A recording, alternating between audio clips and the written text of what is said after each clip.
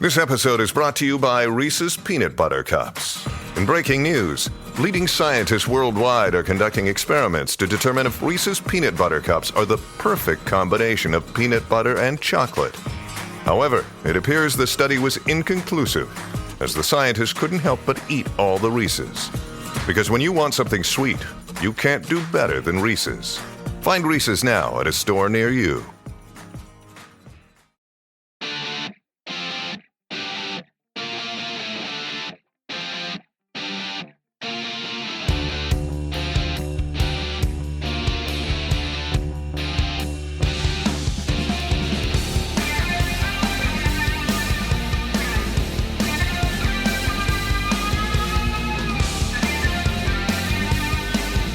Welcome back to part one of this week's mailbag.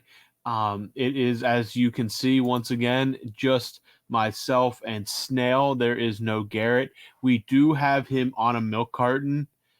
So if you do happen to see a little feller running around loose, please call your local authorities. It may very well be Garrett. Approach with caution. He is hungry. And when he's hungry, he gets a little on edge. So just approach with caution. It's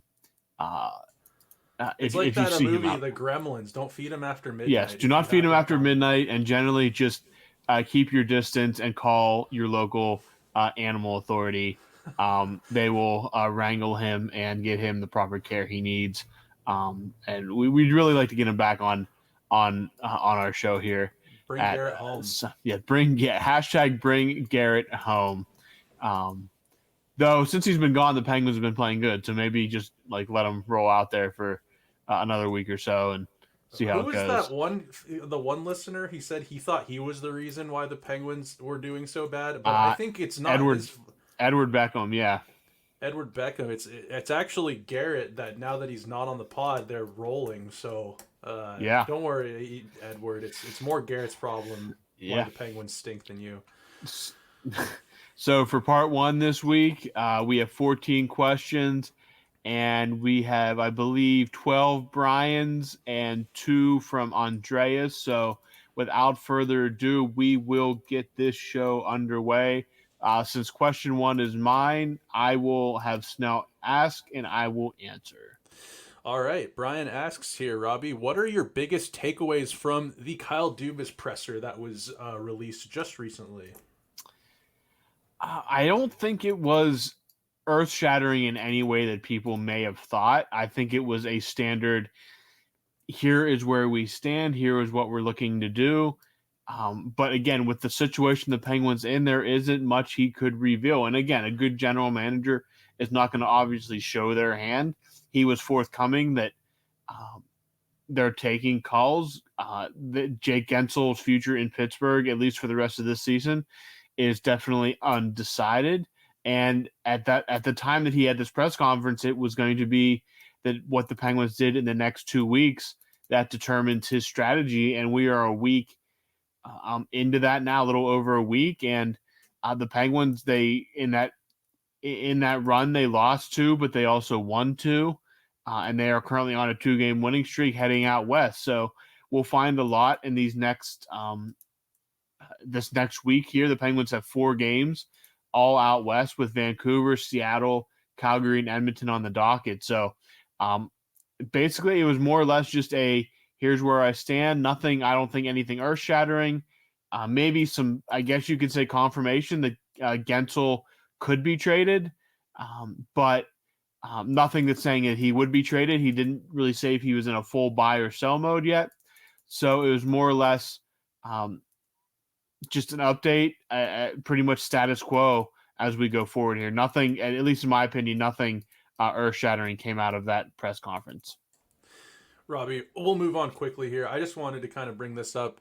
As a hockey fan for a long time, I think that it's this kind of funny thing where we want transparency on the team. When these press conferences come up with a general manager, whether the team's doing good, bad, or in the middle, we want to know what they're thinking. But these GMs, unless they're in a very precarious situation which doesn't happen very often. These GMs are playing poker all the time. You're not going to get when do you get a press conference regarding, especially something like regarding assets a team has? When do you get transparency in a presser in February? You know what I mean? Like, you never. Don't. Yeah, you don't unless there's you don't. And again, that no GM worth their salt's going to come out and say, here's what we're going to do, here's who's available and stuff like that, because that just completely shows your hand and really drives down the value of what you're working with, especially for a team like the Penguins that have extremely limited assets to trade off. So you're never going to go, unless you're a team like Columbus where you know that who's available, like outside of Gaudreau and Fantilli, and that basically that's about it. Yeah, you're going to hold the cards close to your chest and go from there. Question number 2 from Brian. We're getting a kind of an equipment question here for Snail. Which of the recently released third jerseys between San Jose and Tampa Bay do you prefer? I don't know. They're both like okay. I'm not trying to sound pessimistic, but like it takes a lot to wow me with like a third jersey. And typically I'm the type of person that like, if you're gonna do a third jersey, I have such a soft spot for nostalgia and like retro vibes that like if you're not going back to some sort of roots, then I'm not really gonna have too much of an opinion. I'm looking at them right now, and I would have to say that Tampa's is just it's like meh. It's not retro. It's not really wowing me or anything. The San Jose Sharks third jersey, I would say maybe is a little bit better. I think it's the one with the fin. It is. It's the one with this like it's got a fin on it instead of the actual shark. I think that the shark logo is actually super awesome. Like it's vintage to me. Like not like original 6 vintage, but growing up the Sharks were a relatively new team in my early childhood, and I remember we had a neighbor in my old neighborhood, and I remember with like trick-or-treating or something, and he was watching a San Jose Sharks game and had a Sharks jersey on when I was getting my handful of candy from him. And I think taking away the one cool thing about your jersey for the sake of a third jersey is just not really it's not the way that I would have gone. I would have liked them. I used to have a really, really sick old vintage San Jose Sharks, really teal jersey. They were a lot simpler back in like the early 90s, mid 90s. So what I'm trying to say is I don't really care about either of these. I have no skin in this game. Tampa, I guess if I had to choose one of them that I liked more than the other, I guess I'd probably say Tampa, because at least they're not straying from what makes their jersey like kind of cool. Robbie, have you seen these third jerseys? Yeah, I have. And what frustrates me with Tampa Bay is their original logo. They actually won a cup in, and they seem to be afraid to go back to that look. That is a look that, okay, if you were terrible for a long time, that maybe you stay away from. But they have history in that old Lightning jersey. Oh, one from Vinny LeCavalier's days? Yeah, it's a so great good jersey. They just seem to be so hesitant to go back to that for some reason. They never should have gone away from it because I think it's phenomenal. But the San Jose jersey to me is a phenomenal piece of artwork. It's absolutely just perfect. I love it. I wish they would make that. We'd see more of it. I've always liked the shark biting the stick logo, so I really have no problem with their jerseys. I think they have a very solid jersey set out in the Bay Area, but the fin I think is a perfect complement to what they wear full time. And there you have it. All right, moving on here to question 3. It's coming from Brian, and this would be going to Garrett, but he is still out indefinitely with God knows what's ailing him. I'll take this one, and then I guess Robbie and I will rotate reading his answers off here. But Brian asked Garrett, since I have a good understanding of your musical taste now, might I suggest checking out Girlfriends? Think it's something Garrett and Snail would enjoy. When I originally read this, I was just like, I read it very quickly, and I was just like, hey, Garrett, why don't you stop listening to sad boy music and just get yourself a girlfriend? Garrett and Snail might. That's how I initially took it. But for those listening, Girlfriends is a band. I've never heard of them. Garrett's answer to this is, I will definitely check them out.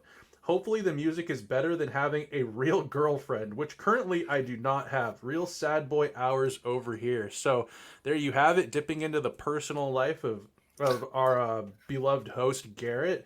Neither of us have heard of this band, but maybe I'll give them a listen. What do you say, Robbie? Why don't we, maybe we'll throw them on a little later this afternoon? We might have to, yeah. I mean, if it's coming from Brian, though we're holding Brian accountable if we hate it. So, Oh yeah, that always yeah. goes. It always goes both ways. So, um, there you have it for question 3. This question number 4 is going over to Robbie, and Brian asks. Actually, he simply states here the PWHL is coming to Pittsburgh. Robbie, are you going to check that out when they land in the old Berg? So I won't be able to physically be there, but if it is televised, I might check it out. I think you'll have a good showing for it. Pittsburgh loves hockey. The last time there was a professional women's game in town, the fans showed out for it. So I expect there to be a good crowd. I believe it's the weekend of St. Patrick's Day. I could be wrong on that, but no, it should be a great time, and it's going to be good hockey. So if you are in town, don't hesitate to see if you can get tickets and check it out, or check any of the happenings going on, because the more hockey, the better, in my opinion. So I like that. The more hockey, the yeah, better. Robbie, have you watched any of these PWHL games? I watched one.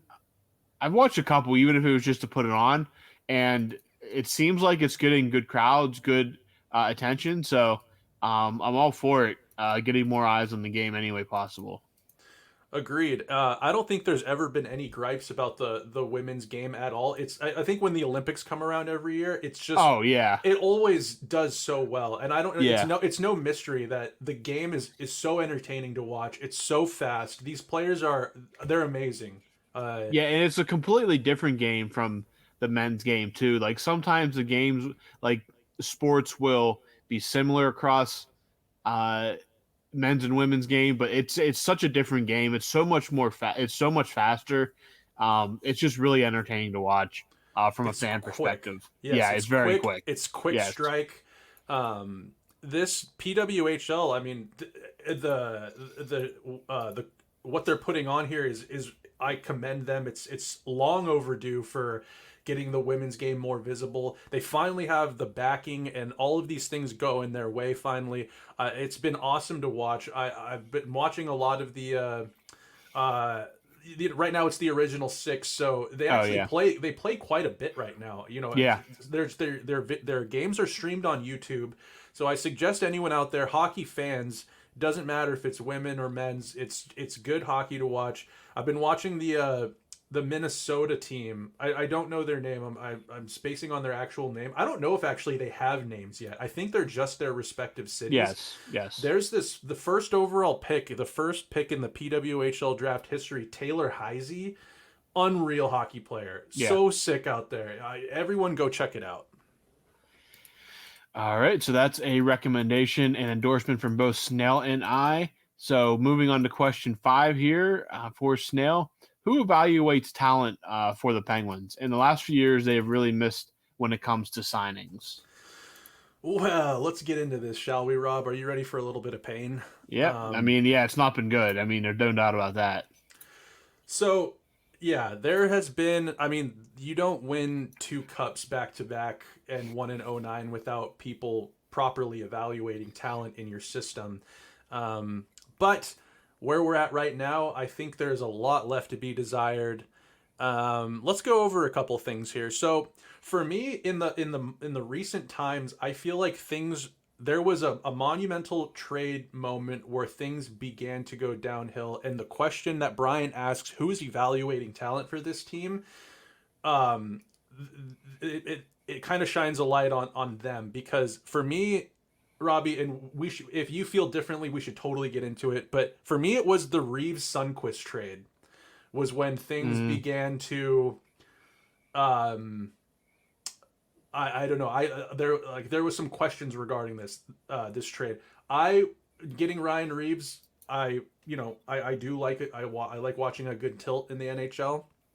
I like, as he calls it, I guess, violent hockey. I don't like goon show hockey, but I like the grittier side of hockey and all that comes with it. So, Sundqvist won a cup, was a great fourth liner for the Penguins. And they traded a first round pick with him as well. And that pick ended up becoming another gritty forward who his services have been requested by a plethora of teams. And that pick became Klim Kostin. I feel like this was a trade where things maybe, like if there were maybe a red flag, let's call it. Klim Kostin, decent player. I mean, who knows if the Penguins would have actually ended up picking Klim at that as that first rounder, but for conversation's sake, that's who he became. He currently plays for the Red Wings, not having the greatest year. Was a really big piece for the Edmonton Oilers last year when they were trying to make a run. But let's talk about some of the players that the Penguins had in their hand. We can start with Sprong, Daniel Sprong, second round pick. Had the prospect covers were quite dry, and he was somewhat of a bright spot. Offensively minded forward, sniper, you could call him. He didn't get too much of a he didn't get a long, let's call it a long leash. He didn't really get a long leash with Sullivan in Pittsburgh. He ended up being the piece that was traded to acquire another second round pick in from Anaheim in the Dragon, Pettersson. Good trade in hindsight. Pettersson has turned into I would say a top pairing D-man, a shutdown D-man. He's become very solid. But right now, Sprong, he's on a $2 million contract. He's got 16 goals and 21 assists. $2 million for that kind of output, Robbie. I mean, the Penguins could sure use a third or a second liner right winger that could put up some goals like that. Would you not? Would you say? Yeah, I mean, anybody that can, any kind of heartbeat in that bottom six would be welcome right now. Absolutely welcome right now, indeed. And it's hard because who he was traded for has become so important to this team, with Dumoulin kind of starting to regress and ended up being let go. So it's hard to kind of judge this trade too much, but there's other examples here. They had Jared McCann as a third liner, second liner at times. Sometimes he'd get bumped up to Sid's wing. McCann right now is making $5 million, and he has 25 goals and 21 assists. Last year, he scored 40 goals. Robbie, at that cap hit with that output, $5 million, I mean, dude, that's one that will forever sting. I do believe. Yeah, absolutely. Yeah, that one. Yeah, just not fumble. Fun. Yep, absolutely. He was actually fumbled twice. If you really want to put some onus on the Maple Leafs, they let him go as well. So.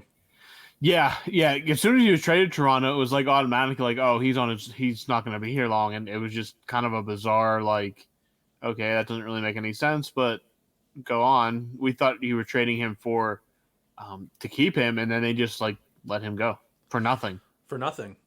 So yeah, the Penguins, that'll sting, but Toronto did the same thing, and I think both of those clubs could use the secondary scoring that McCann provides. Jeez, 40 goals, absolutely. $5 million. That's not breaking the bank, Robbie. That's like nope. That is, I think he's got Jake Gensel's been hurt, but that's like Jake Gensel output for $5 million. So absolutely. Brandon Tanev, glue guy, grit guy, heartbeat in a locker room. He's making $3.5 million. I think he's still on that contract that Rutherford signed him to when they acquired him from Winnipeg. He's not the offensive output, 5 goals, 4 assists. I mean, for that cap hit, I mean, that's like Jeff Carter numbers. I think Jeff Carter is actually doing better than that right now. But for what Tanev provides that maybe doesn't show up on the score sheet, I would take that on this roster. Sometimes I think this team needs someone like a Tanev. Couple other guys here quickly. Evan Rodriguez, he was great for the Penguins, especially when the injury bug would plague them. He's making only $3 million. He's got 8 goals and 25 assists. Sam Lafferty, a gritty winger. I loved Sam Lafferty's game. I thought he just needed like a little bit of time to maybe develop, but they were quick to move on from him. He ended up going to the Blackhawks and then the Maple Leafs. Now he's in Vancouver. He's making just a hair over $1 million. He's got 11 goals and 10 assists. So, they found a way to really utilize these players that the Penguins have let go. At times it seems for literally nothing, and other ones, just to kind of almost like cap relief type trades. And if you look at the Penguins roster right now, they have $10 million tied up between Ricard Raquel and Riley Smith. And they have for $10 million, they have a combined 16 goals. And a little bit over, like 30, 31, 32 assists. That's just not good. That's flat out not good. That is I believe, a misevaluation of talent and players that you've had right under your nose. And, some of this is on, this goes back to Rutherford. Some of it goes back to Hextall. It's tough and it stings because where the Penguins are at right now with these kind of like close games that they lose, losing the games in overtimes, the power play. There's one thing a lot of these players, besides I would say maybe Tanev, is that, and maybe Lafferty, is they got rid of a lot of players for nothing that can put the puck in the back of the net, Robbie, and they're on cheap contracts, which is what the Penguins need. Yeah, it's very. I mean, outside of scouting, which we know is bad, the asset management is just dreadful and has been for, like you said, going kind of back to that Sundqvist Reeves trade. Just dreadful asset management that has handicapped this team in a multitude of ways that they have not been able to shake off and recover from. Yep, it stings, and I feel like it's a lot of the reason of where the Penguins are at right now. I don't know if it's desperation. I don't know if the closing window put some, maybe a little bit of anxiety and anxiousness in the groups that kind of assess talent and make these trades. Obviously, we know the general managers are involved in signing on the dotted line to make trades happen, but they have teams around them, and I don't know what it is, but with the names that I listed there and the output and the cap hits that they're at, thriving in other markets, the Penguins need everything that they're putting out in these other markets at those cap hits. And right now we're left with, Raquel and Riley Smith, $10 million, 16 goals between them. That's Sprong has that output. He's only making $2 million. So it stings, and with that, I think we can move on from this. But let's just say that, like, I'll mirror Robbie here and say that it's been dreadful at times, and it's really hurt the Penguins. Question number 6. This is going over to Garrett. Robbie will read that one off. It's simply thoughts on the trade for Emil Bemstrom, the Swede. Well, Garrett says he likes to shoot, apparently, and we saw that from the Flyers game. He's a fine bottom sixer, not a real needle mover, but he does make the team younger, something Dubas emphasized in his recent presser, and that pretty much hits all the bullet points there. We saw him shoot against the Flyers. It went in. That's what he likes to do, it appears. He's speedy. He has some size to him as well. He's not the biggest guy out there, but you definitely are not going to push him around. He definitely has some height to him. And if he's a guy that puts pucks on net and can get some good bounces, hey, anything that improves that bottom six is a bonus right now. So I'm going to agree with Garrett here that I'm completely fine with that trade, and I liked what I saw in the first game. I feel similarly. I like what I saw in that first game, and I think it was a low-risk, high-reward trade. All right, Robbie, question number 7 coming at you from Brian, and he asks, do you have any worries about what's going to happen as the trade deadline looms ever closer? I mean, I don't want to see Jake Gensel move, but again, I know that's out of my hands, and just got to accept whatever comes out of that. I heard today that there's some talk that they're taking calls on Marcus Pettersson, which I feel like would be a even bigger mistake than trading Jake Gensel in a way. I think that guys like Pettersson do not just grow on trees, and you had a nice bridge between Brian Dumoulin and Marcus Pettersson, and Penguins have found great success in players like that. So just tossing that aside, I know he will be in the market for a new contract. He can sign an extension July 1st. He has one more year on his contract, but for the $4 or so million that he's getting paid, that would be a bigger worry than Jake Gensel, because I just don't see a way that you could possibly win a trade for Marcus Pettersson. So that's the one that would worry me more than Jake Gensel in a way. But other than that, what happens on the 8th, and it's just going to be hold our breath till then and see how it all plays out. But it's kind of out of our hands. No matter what we say or what we do, it's probably not going to influence anyone. But you can't really fear it. You just got to kind of take it as it comes and hope that the right decisions are made. This episode is brought to you by Reese's Peanut Butter Cups. In breaking news, leading scientists worldwide are conducting experiments to determine if Reese's Peanut Butter Cups are the perfect combination of peanut butter and chocolate. However, it appears the study was inconclusive, as the scientists couldn't help but eat all the Reese's. Because when you want something sweet, you can't do better than Reese's. Find Reese's now at a store near you. Question number 8 for Snail. He said, this is from Brian. Snail mentioned he has big food for us, so the floor is yours, Flo, bro. Yes, so I was adamant about that I had big news for everybody as far as food goes, and it was actually, I'm going to be totally transparent about this whole process that I went through, thinking that I had some like really groundbreaking news for you food wise. But it was soiled last night when I was made aware of something that kind of puts a little bit of a damper on it. So the other night I was making hot dogs, and I had all the condiments out, 3 different types of mustards, ketchup, pickled, delicious little pickled bits.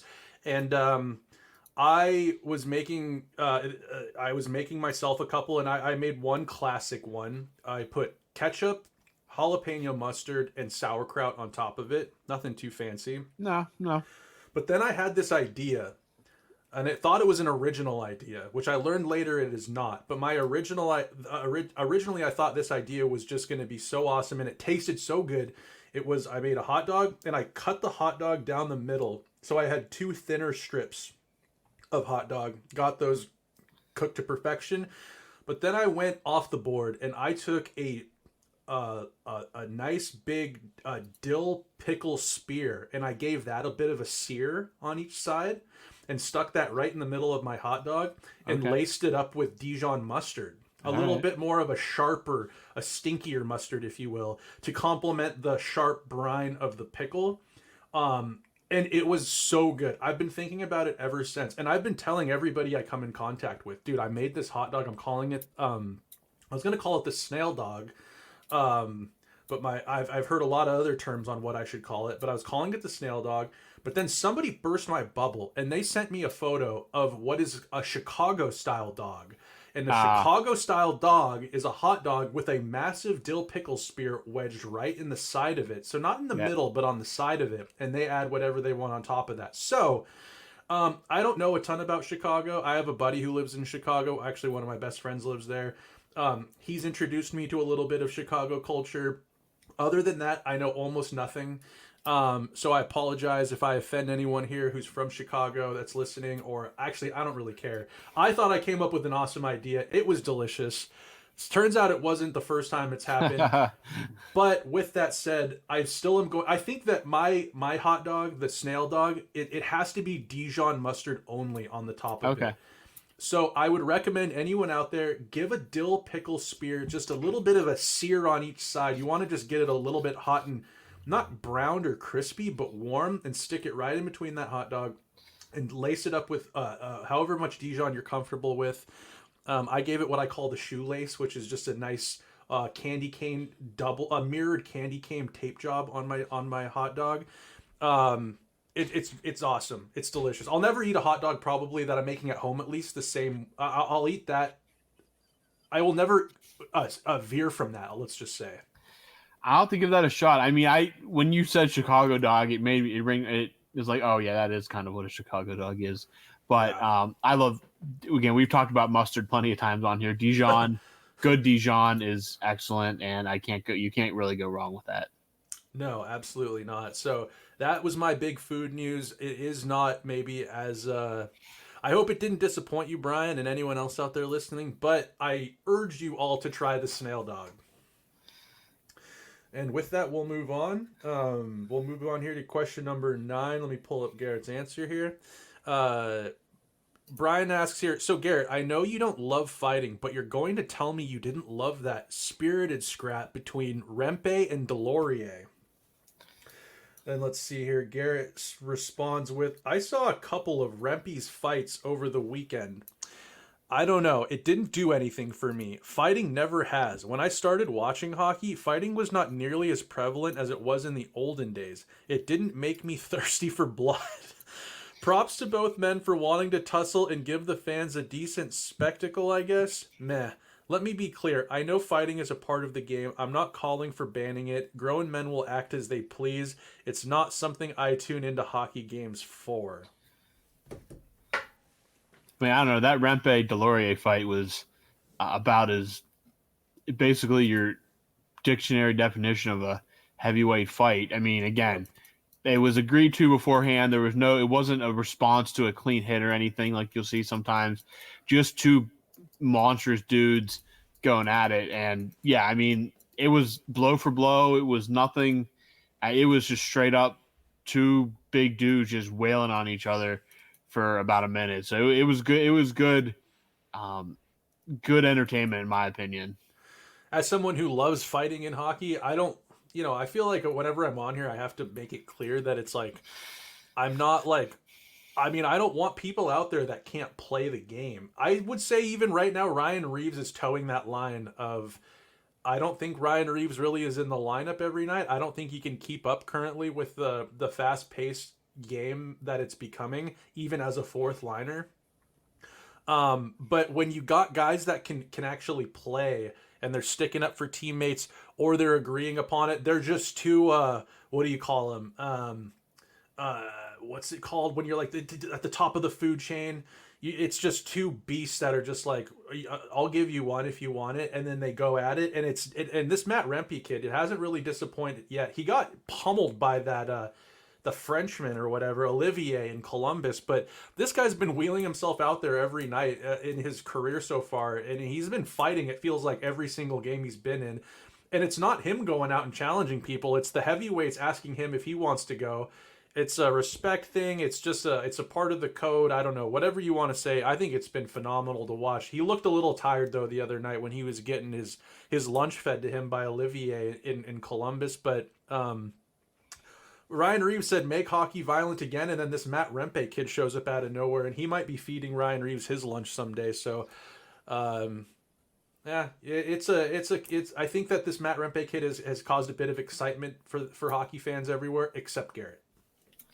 Yeah, apparently. But former Seattle Thunderbird, Matt Rempe. Yep, former Seattle Thunderbird Matt Rempe. Never watched him play here. At least I don't think. But I like that. I like that. The WHL, Robbie. Draft your players from the WHL, because these kids are playing like an NHL's close to an NHL type schedule. They need to know how to take hits, give hits. They can respond with physicality.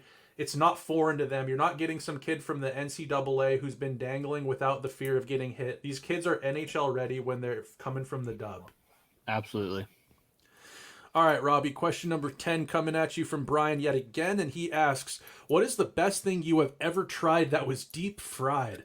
The Cheesecake Factory's mac and cheese fried balls is the first thing that comes to mind. Ooh, what a question we have here. Let's hear it, Robbie. What's good deep fried? I mean, basically anything's good deep fried. Let's put that let's put that to bed first. But I mean, fried cheese in general is just obviously phenomenal. The best individual thing though I've ever had deep fried. That is a heck of a question. I will say that there is a where is it? Oh, there's a bar. It's about 20 minutes from where I live. They have the best fried pickles I've ever had. And they're not just like the skinny little ones you get out of the jar. They're like big dill pickles that are cut up into fours, deep fried, and they have a good beer battering on them. And they come with like a spicy ranch dipping sauce. So those are, I have to say, are the best single individual deep fried item that I've had, because it's really hard to go. I love deep fried pickles. And it took me a long time until I actually had deep fried pickles. But I'd say that those are probably the single best thing I had. Also, when I was in Italy, they had it's kind of like a appetizer, I guess. It's called Suppli. It's Suppli. It is cooked rice, molded together with a tomato sauce, and in the middle is a chunk of mozzarella cheese, and they coat that in breadcrumbs, dunk it in a fryer. The cheese melts. It is phenomenal and to die for. So those are like the two, one in America and one foreign, are probably the two best fried items I've ever had. Robbie, that's actually pretty tame. Like I like you say, like when we're in America, like they'll deep fry just about anything. And when you said fried pickles, that's exactly what I was thinking. I love a fried pickle, and like you said, the batter is actually what can differentiate. Oh yeah, a lazy fried pickle from a delicious fried pickle. Mm-hmm. Frickles, when you get the rounds, great. The spears, phenomenal as well. You can deep fry just about anything, and it's going to be pretty good. Have you ever on Thanksgiving had the deep fried turkey? No, we've never deep fried a turkey, but I really want to. I never have had it either, and I'm past the point where I think I'll ever try one of those. But that always piqued my curiosity, I must admit. Yeah. Deep fried turkey, you just dunk that thing in the deep fryer and hope that it doesn't blow up. And yeah, fried pickles. Fried. There's a bar called the Moose here in town that I used to. I actually watched the Penguins win the 2017 Stanley Cup in that bar. They have these things called they're called moose nuts, and it's pretty much just it's steak battered and deep fried. Those were delicious. Fried mushrooms, delicious. Fried pickles. I had a deep fried Oreo one time, and I thought that was pretty good. Yeah, I've had one before too. It's a lot. It's a lot. Yeah. And you just know that it's horrible for you. Oh, yeah. Well, I mean, I'm not getting anything fried with the prospect of it being good for me. So, Agreed. All right. Let's. That was. all fun. right. Yeah. Question number 11 from Brian, but this is going over to Snail here. Watching Turbo pummel Connor Garland with all sorts of uppercuts makes me wish he was still on this team. Replacing the hole left when Horny was traded is tough, but Turbo really filled the void. Yeah, I watched that fight too, and that got me a little emotional because Turbo plays a brand of hockey that I really respect and appreciate, as well as Patrick Hornquist. I love Patrick Hornquist, man. Like, this team needs a guy like that so bad. Tanev is he is beloved in Seattle. When the first year here in Seattle, granted there weren't a ton of they didn't have Matty Beniers yet, who's going to be a superstar in this league one day. They didn't have the stars. Everyone had Tanev jerseys. Everyone. That's all. That's the most popular jersey you'd see everywhere. And here we are 3 years in. They've I think fans that are new to hockey out here have branched out and found different maybe other players to favor and support and buy jerseys and kind of clamor about. But Tanev was really the guy that a lot of hockey fans, new to hockey fans here, gravitated towards, and it was because of his energy and what he brought and his grittiness. Yeah, it sucks. The Penguins could really use that, and I wanted to just bring up here a little bit more pain. The Penguins seem to have don't really value that type of player. I would say. I think that in the earlier years of Sullivan's career as the head coach of the Penguins, there was a lot of it on these teams, and they were winning, and then they've moved away from it, and they moved out Patrick Hornquist. Jimmy Rutherford did that for cap relief reasons. That's what it was stated. But then they actually took on more cap than they were relieved of when getting rid of Hornquist. Hornquist was making $5.3 million, and they took on just a hair over $6 million in Mike Matheson and Colton Sevier, who's no longer in the league. Matheson's a good defenseman. I just don't know if that was the move that needed to be made there. I thought Hornquist would have been a great fourth liner or a third liner. He's great in the net front power play. His career sadly cut short due to concussions.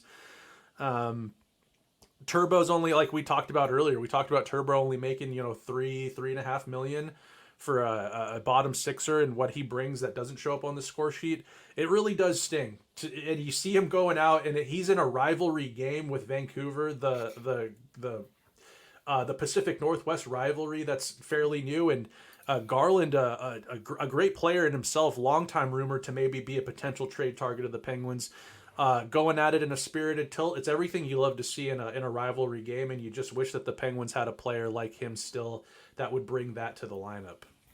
Yeah. All right. This is question number 12. Talking a little bit of baseball, I see here. So Brian asks Garrett, it feels weird to say this, but the Pirates might have the best chance of winning in Pittsburgh. If they didn't have such a greedy owner, it wouldn't be so surprising. Garrett says, F the Pirates, F Bob Nutting. The Penguins have a better chance of winning a cup without Crosby in the future than the Pirates of winning a World Series. And so I'm sure that Garrett is far from the only person in Pittsburgh to share that sympathy. So as somebody from Seattle in the Pacific Northwest who has a terrible baseball team that has nothing but a history of losing, essentially, and an owner that really, did you hear what the Mariners GM came out and said? That he's like, it's actually good that we pretty much suck because, you know, we don't want to win too much right now. And I did hear that a while ago. Yeah. That like the city could have rioted over that. They've just sucked for so long. But with a team that sucks here, could you shine a little bit of light on the Pittsburgh Pirates? Are they a dumpster fire organization and always have been? Not always have been. I mean, they back before, basically before 92, they were a winning organization. They have 5 World Series in their history. Oh. They've come closer than that. They've had great players, like Hall of Fame, all-time great players. Jason Kendall? Jason Kendall was a very good player at a very bad time. He was one of my favorite players ever and still is, just because he was such a blue-collar, down-in-the-dirt, gritty, just player. Not nasty or anything like that. His career completely changed. He stepped on first base trying to beat out a throw and snapped his ankle. A gruesome injury. And the Pirates, even during the bad years, have had some really good players. There's just been no overall investment from ownership, and we get kind of pulled along. There's always this quote unquote hope, and it never amounts to anything because there's never any grand investment. I'm not saying they have to spend LA money, but there's just they don't have to be the poorest franchise in baseball, let's put it that way. And it's just, as a fan, it's very old and very tiring. I hear you. I can relate. But anyways, we'll move on here. Robbie, question number 13 coming at you, talking goalie masks here. Andreas Castle asks, which goalies have the most creative masks? I only paid attention when Flower crossed out Matt Niskanen after he injured Sid. That was a funny little jab there by Marc-Andre Fleury. I kind of forgot about that until I just read that question. But most creative, there's been a lot of Boston goalies that have kind of gone full bear, like jaw open. That's been really kind of cool. Anything that is their own personal spin on it, I find to be very appealing. Anything that gives their own little personal take on it. When they bring in or they pay homage to the city they're in. There was a Flyers guy a couple years ago that had Rocky on his. There's been different ones in Pittsburgh that incorporated bridges, rivers, anything like that is cool to me. Obviously, one of the lasting memory ones is Johan Hedberg when he came over from Manitoba. He still had his blue Manitoba Moose mask that he wore throughout the rest of that season through the playoffs. An all-time great mask in Pittsburgh history. He did change it up when he became a permanent member of the Penguins, but he kept the Moose always on all his helmets. And those are ones that I kind of remember. Yeah, Roberto Luongo always had a great mask too when he was in Vancouver. A lot of, I guess it's all personal preference, right? Yeah. All right. Last but not least, Andreas is going to wrap us up for part 1 here, and it's going to be Snail's question. He asks, who is the most elegant skater in NHL history? In his opinion, it's Jaromir Jagr. Jaromir Jagr's a great choice. I think I never watched him, but you hear people clamor about Bobby Orr and his skating ability. We're watching right now Connor McDavid and Nate McKinnon push, I think, competitive ice hockey skating to a new level. They're redefining it with the speed and the tight turning and the stopping and starting. And Nate McKinnon, when he gets galloping, it's like nothing that's ever been seen before. So I think when you're looking at elegant skaters in NHL history, right now is a new golden era, I believe, in skaters and what they're able to do with ice skates on their feet. Jaromir Jagr, very smooth with it. He's and there's been a recent light kind of showing on him. A lot of Jagr highlights floating around. He was definitely a specimen. But I would have to say right now, in NHL history, we're watching two of the greatest skaters.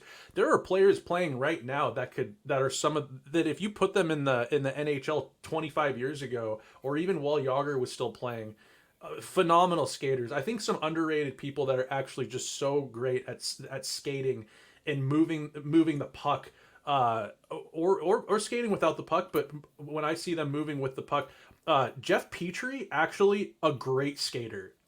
If you watch him either while he's playing or warming up, great skater. Mike Matheson, former Penguin, we just talked about him.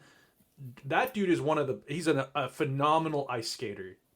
He's so incredibly smooth, skating backwards, forwards, getting himself out of trouble. Great skaters. I'm not saying that they're the best in NHL history. I'm just saying that these are just two average defensemen, I would say, in the NHL, and their skating ability. I mean, if you put them in Jagr's era, which, I mean, I know that their eras technically overlap, but I'm talking about when Jagr was in his prime. I mean, they would shine as skaters.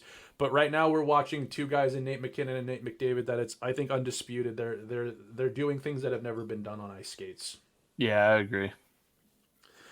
Well, that's question 14. That's it for Mailbag Part 1 this week. Appreciate all the questions. Robbie, had fun answering these. Yep, as always. Maybe we'll see Garrett. Maybe, I don't even know. I guess we'll find out. I guess stay tuned. Stay tuned. That is to be continued. The big deal for the trade deadline is we're going to keep Garrett as our own rental. Yeah, maybe. I mean, I guess we'll find out in a couple of days whether or not he has been found wandering the wilderness. Is he out there somewhere? Is somebody going to be brave enough to form a search party to find our beloved Garrett? I don't know, but maybe he's just at the social club duckpin bowling. Maybe he is. Maybe he's just maybe he's just with the old duckpin bowling and smoking some stoves. I don't know. Yeah, but tune in. Old thin parliaments, I could see him smoking. Yes, so you have to tune in later this week to see if we were able to rescue him from the abyss. So until then, it is myself, Robbie, Snail. We will talk to you guys later this week with Mailbag Part 2.